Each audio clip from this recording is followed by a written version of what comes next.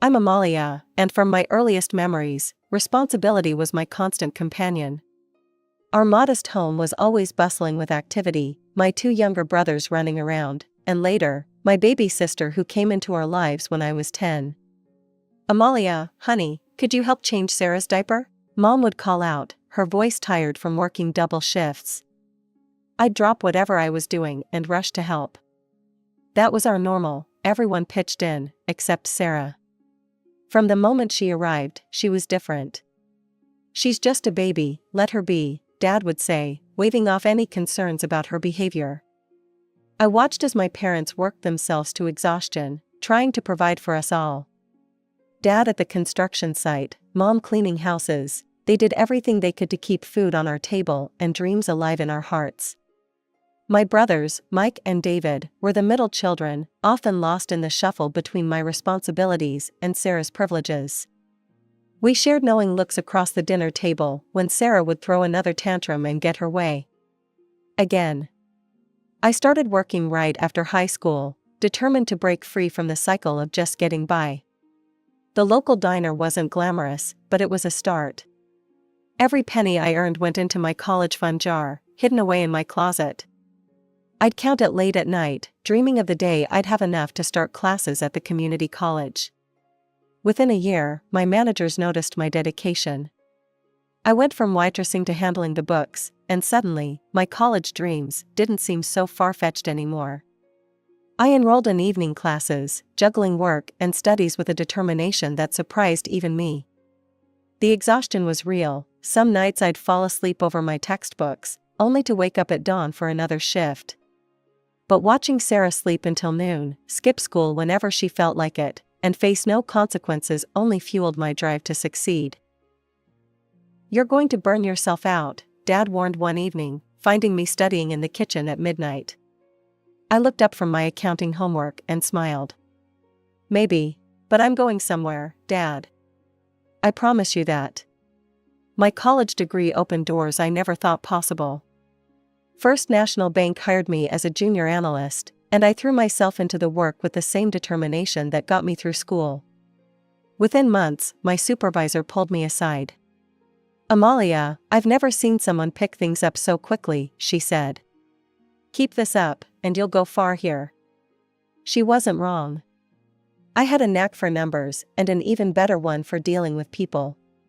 While others complained about office politics, I navigated them effortlessly. Maybe all those years of managing family dynamics had taught me something useful after all. Meanwhile, my brothers Mike and David had moved out, starting their own lives. But Sarah? She was still at home, living the same consequence-free life she always had. Mom would call me with updates I didn't want to hear. Sarah was out until 3 a.m. again, she'd say, sighing. I worry, but you know how she is. I did know. I also knew about the parade of boyfriends, the failing grades, and the general lack of direction. But it wasn't my problem anymore. I had my own life now, my own apartment, my own goals. Then came the call that changed everything. Sarah's pregnant, Mom announced one morning. The father's gone to Arizona. Says he wants nothing to do with it. I gripped my phone tighter. And we'll help her raise the baby, of course. What else can we do? Of course they would. Sarah was still their precious baby, even at 18, even pregnant with her own child. I stayed silent, already knowing what was coming next. You'll help too, won't you, Amalia? Come over on weekends? You're so good with children. That's when I started developing an impressive array of excuses. Urgent work projects. Professional development courses. Client meetings. Anything to avoid spending my precious free time taking care of yet another child. I don't understand you anymore, Mom said during one particularly tense phone call. You used to be so helpful. I used to be a child forced to be helpful, I corrected her. I'm an adult now, with my own life. But family? Family works both ways, Mom. Or have you forgotten the money I send every month? That usually shut them up, at least temporarily. The checks I wrote were substantial, enough to cover Sarah's prenatal care, then baby supplies, then ongoing expenses. But it was never enough to buy their approval. My Aunt Lisa told me over coffee one day, "They're calling you heartless behind your back, you know. Saying you've changed, become cold." I stirred my coffee slowly, watching the cream create patterns in the dark liquid. Let them talk. They've never understood me anyway. They say you're ungrateful, she pressed on. I looked her straight in the eye. Ungrateful for what? The privilege of raising their other children? The opportunity to now raise their grandchild? I've earned everything I have, Aunt Lisa. Everything. The promotion to senior analyst came through that week. My salary increased again, and so did the checks I sent home. But I kept my boundaries firm. No weekends babysitting. No emergency childcare. No last-minute favors. Let them call me callous. I'd spent enough of my life being the responsible one. Between client meetings and financial reports, romance wasn't exactly a priority. My dating app sat mostly unused on my phone until that rainy Tuesday night when James's message popped up. Something about his profile seemed different, maybe it was the genuine smile, or the lack of shirtless gym selfies. I notice you work in finance, his message read. I'm actually an investment advisor. Maybe we could bore each other with market talk over coffee? That coffee turned into dinner, which turned into weekends, which turned into 2 years of the kind of relationship I'd never thought I'd have time for. James was patient, understanding about my work schedule, and somehow managed to make me laugh even after my most stressful days. You know, he said one evening as we walked through the park, I never thought I'd find someone who understands both compound interest and my terrible jokes. Then came the proposal, nothing flashy, just us in my apartment after a home-cooked meal. I can't imagine my life without you, he said, holding out the ring. Marry me? I said yes, before he could even finish asking. Introducing him to my family was surprisingly smooth. Even Sarah behaved herself, which was a minor miracle. My parents were overjoyed, finally, their workaholic daughter was settling down. He's wonderful, Amalia, Mom gushed after our first family dinner together. And did you see how great he is with Tommy? She meant Sarah's son, my nephew, who had indeed taken an instant liking to James. The wedding was beautiful, and married life started out perfectly. James fit into the family like he'd always been there. He'd play with Tommy for hours when we visited, teaching him to throw a ball or build with blocks. Sarah watched these interactions with an odd intensity one didn't quite register at the time. He's going to be such an amazing father, she'd say, smiling at me meaningfully. You're so lucky, Amalia. That's when the questions started. First from my family, then from James himself. Don't you think it's time? He'd ask, watching Tommy run around our living room. We're not getting any younger. I'd explain my position again and again. I want us to be completely ready. We need our own house first, not this apartment. We need savings, security. But we're doing well, he'd counter. Both have good jobs, what are we waiting for? For the right time, I'd insist. One child, when we're ready. That's the plan we agreed on. He'd sigh and drop it, but I could feel his disappointment. During family gatherings, I'd catch him looking wistfully at Tommy. Your sister manages just fine, he'd say sometimes, not quite keeping the edge out of his voice. My sister lives with our parents and relies on their retirement savings, I'd reply. That's not what I want for our child.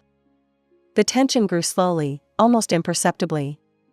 Like watching storm clouds gather on a sunny day, you know the rain is coming, but you tell yourself it's still far away. I was too focused on my next promotion, our house savings fund, the 5-year plan I'd carefully crafted. 5 years of marriage, and spring cleaning still meant going through James's mess. He never could keep his side of the closet organized. That Saturday morning started like any other, me sorting through old receipts, forgotten gym clothes, and the usual clutter that accumulated on his shelves. That's when I found it. A phone I'd never seen before, tucked behind his winter sweaters. My stomach tightened as I picked it up. Not his work phone. Not his personal phone. It wasn't even locked. My hands shook as I opened the messages. The first one I saw was from Sarah. My baby sister. Miss you already. Can't wait until Saturday when she's at work again. Hundreds of messages. Pictures I wish I could unsee. Conversations about me. LOL, she's so clueless, always at the office. All she cares about is her precious career. The timestamps went back months. My legs gave out, and I sat there on the closet floor, reading message after message, each one worse than the last. Then I saw it, the message that made my world stop spinning.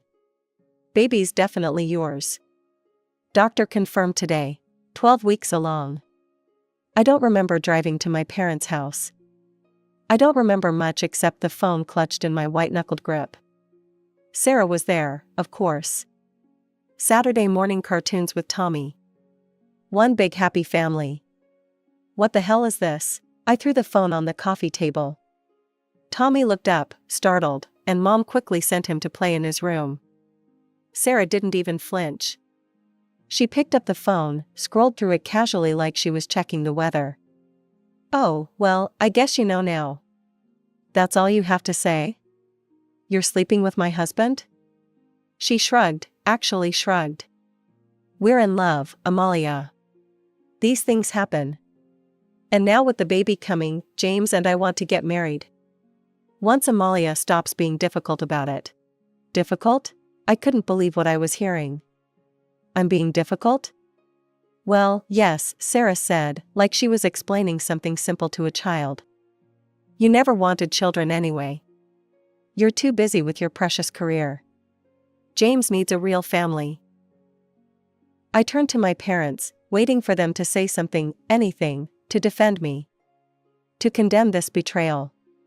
Instead, Mom sat down next to Sarah, patting her hand. Amalia, try to be reasonable. Tommy needs a father figure, and James is so good with him. And now with another baby coming. Reasonable? My voice cracked. My husband and sister are having an affair, and you want me to be reasonable? Dad cleared his throat. Well, you never wanted children, honey. And James, he's always wanted to be a father. Maybe this is for the best.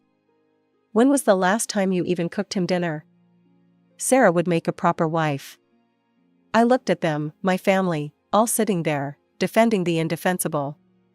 Sarah, smug and pregnant with my husband's child. Mom, already planning the next wedding. Dad, avoiding my eyes, but clearly on their side. A proper wife, I repeated numbly. Like your precious Sarah, who mooches off you and cheats with her sister's husband. Sarah rolled her eyes. Don't be dramatic, Amalia. Just go back to your big office and your important meetings. Leave the family stuff to people who actually care about it. I barely remember the drive home from my parents' house. The world seemed unreal, like I was watching someone else's life fall apart instead of my own. When I walked through our front door, James was there in the living room, acting like it was just another normal Saturday. Hey, honey, he moved to hug me, that familiar smile on his face. The smile I used to love. The smile that now made me sick to my stomach. I stepped back, holding up his second phone. Want to explain this? The change in his face was instant, first confusion, then recognition, then fear. Where did you? Found it while cleaning. You really should find better hiding spots for your affair phones. Amalia, I can explain. Explain what? The messages? The photos? Or maybe explain how you got my sister pregnant? He tried denial first, like they all do. It's not, I mean, I didn't, but he must have seen something in my face, because suddenly his whole demeanor changed. The mask dropped completely. Fine. Yes, Sarah and I are together, he snapped. What did you expect? You're never home. All you care about is work, work, work. When was the last time we even had a real conversation about starting a family? Oh, so this is my fault? You cheated because I wanted financial security before having children? You never wanted children. Not really. You always had some excuse, the house, the savings, the right time. Sarah actually wants a family. She understands what's important in life. I looked at this man, this stranger wearing my husband's face, and felt nothing but disgust. What's important in life is loyalty, honor, basic human decency.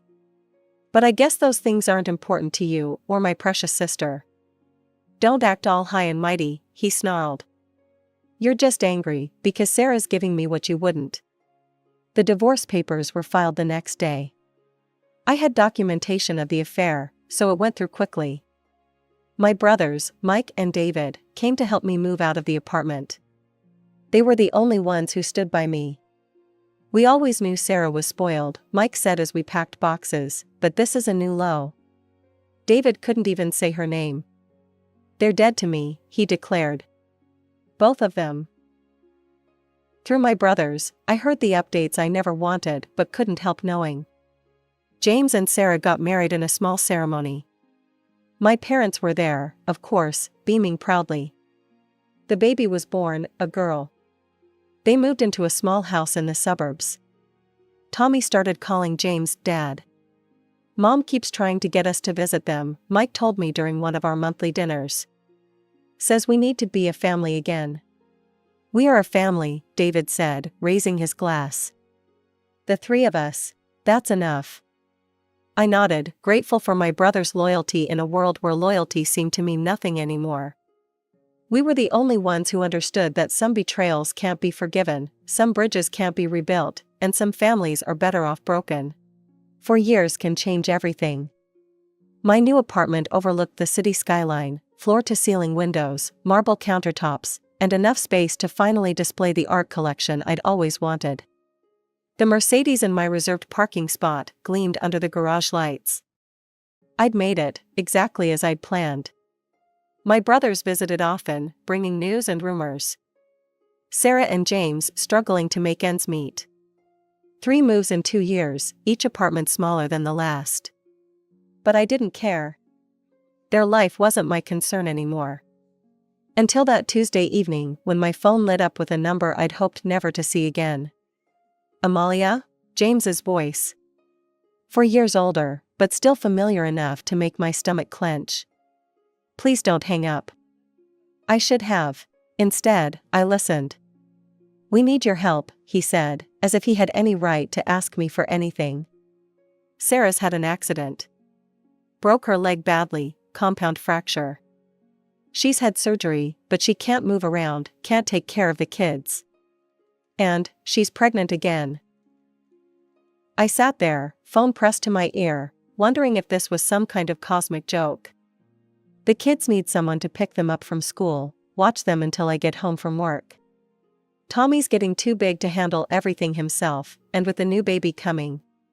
He paused. We thought maybe you could help. You thought what? My voice came out eerily calm. They're your nephews, Amalia. Your family. Sarah can't even get to the bathroom by herself right now. My family? I repeated. The sister who slept with my husband and the husband who cheated on me, that's my family? Don't be like that, he snapped, his tone shifting from pleading to accusatory. This isn't about us. It's about innocent children who need help. Or are you too selfish to care about them too? Selfish? I almost laughed. That's rich, coming from you. We're struggling here. His voice rose. Do you know how expensive kids are? I'm working overtime just to keep food on the table. We can't even afford a decent apartment anymore. Meanwhile, you're living it up in your luxury condo with your fancy car. So that's what this is about? Money? Not all of us can focus only on our careers, he said bitterly. Some of us have real responsibilities.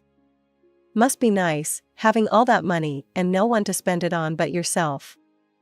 Must be nice having the family you stole and no way to support them, I replied coldly. Sounds like a real dream come true. The kids need parents who didn't build their relationship on betrayal.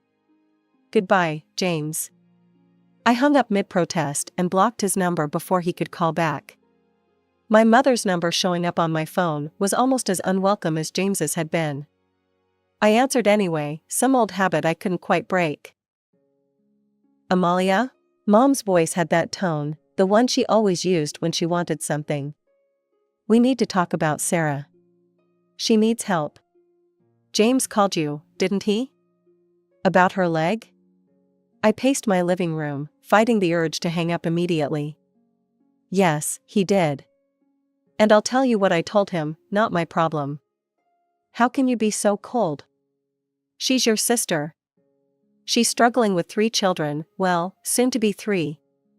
The sister who slept with my husband? That sister? Mom sighed heavily. That was years ago, Amalia. You need to move past it. We're family. Funny how family only matters when you need something from me. We've helped her as much as we can. Mom's voice cracked a little. But she keeps asking for money, for the kids, for the rent, for everything. We've gone through all our savings. Your father and we can't keep this up. I couldn't help but laugh. So the golden child is finally becoming too expensive to maintain? Don't be cruel. She's never learned to. Mom trailed off. To what? Work? Support herself? Take responsibility for her actions? Gee, I wonder why that is. She just keeps having babies, Mom said, frustration finally breaking through. She won't look for a job, says she's too busy with the children. But she's always asking for money, always needing something. Sounds like exactly the person you raised her to be, I said coldly.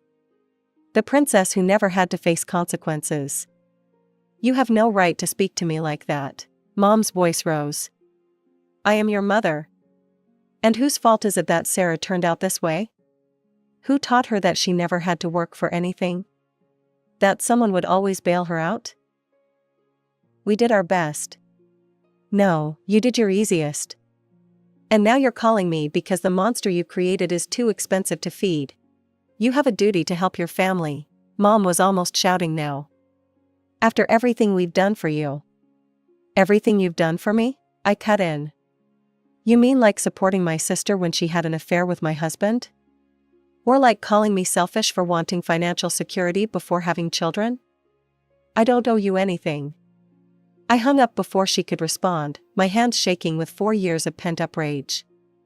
The expensive view from my apartment windows suddenly seemed like the best revenge, my life, built exactly as I'd planned it, without their help or their approval. Mike called me one evening while I was reviewing quarterly reports. You'll never guess who tried calling me today. Sarah, I already knew. The desperation tour was making its rounds. Bingo.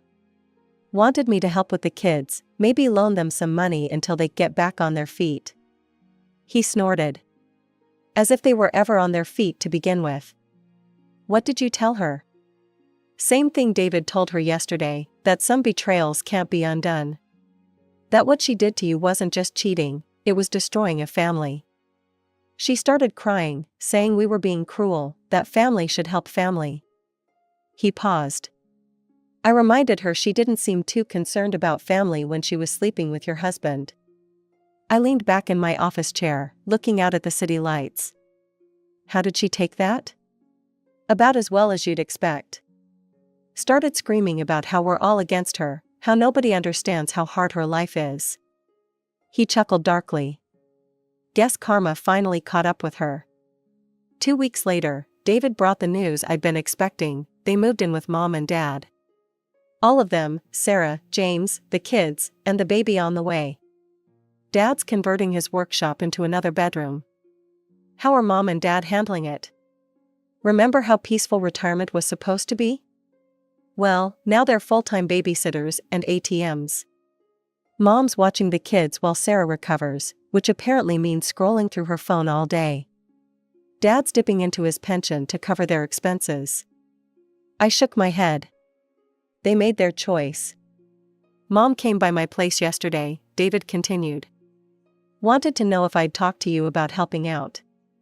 Said they're overwhelmed. I bet they are. The next day, Mom showed up at my door unannounced. I almost didn't recognize her. She looked older, tired in a way that went beyond physical exhaustion. "Please," she started before I could even speak. "Just listen." "No," I cut her off. "You listen. You chose all of it. You chose to spoil Sarah rotten.